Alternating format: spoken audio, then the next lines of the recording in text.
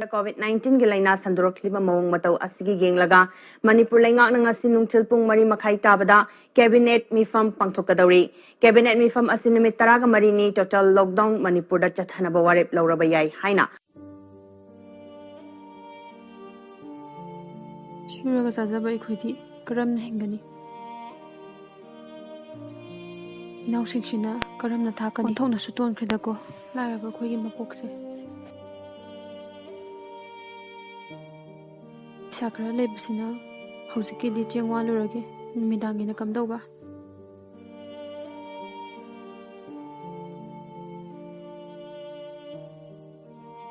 Ise na ngarang habdo piro Karino ibungo ngarang pesa habdo Da kaino chengwa na pesa bulai tukan sida Angang na tumin leyo khunnam je thajlakani na Ibungo nakse gyan onthok na suta khidridako Corona na suwana raba matam sida Hijam na pipau lain na balai na rakta pam. Tara sipiro.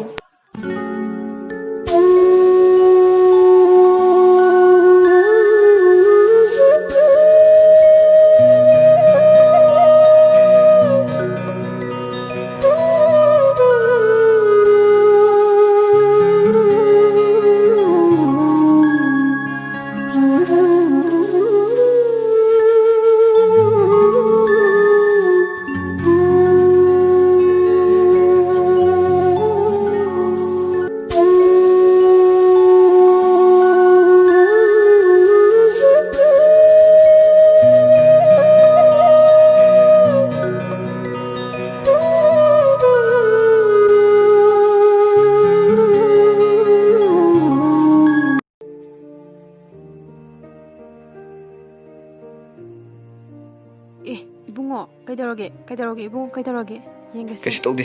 Namai ga doloina soe. kaidaroge da Kaidaroge nangbo. Ai kashi tawdi. haktoina famis lao si isina kaidaroge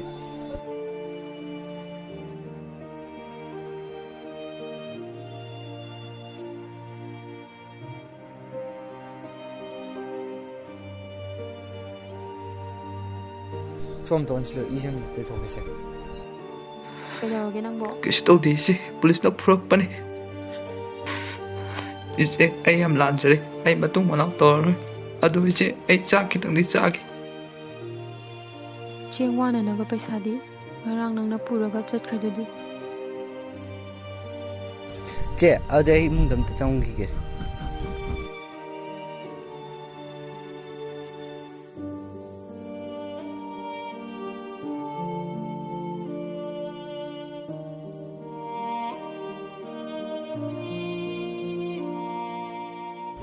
Che, cheng jom tele hotre dukan de cheng khra sot pe abri yongge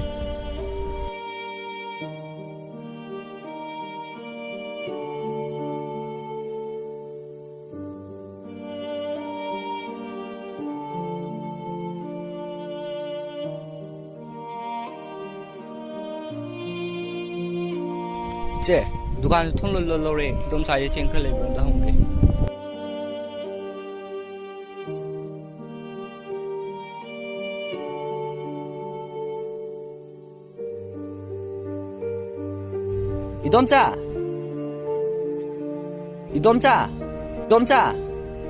이돔자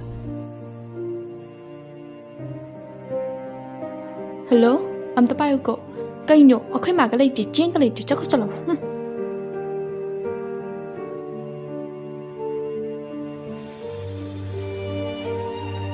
Kaidaroge ibungo. cheng gam talai te hari da Onthok na suton khridako laraba khoigi mapokse.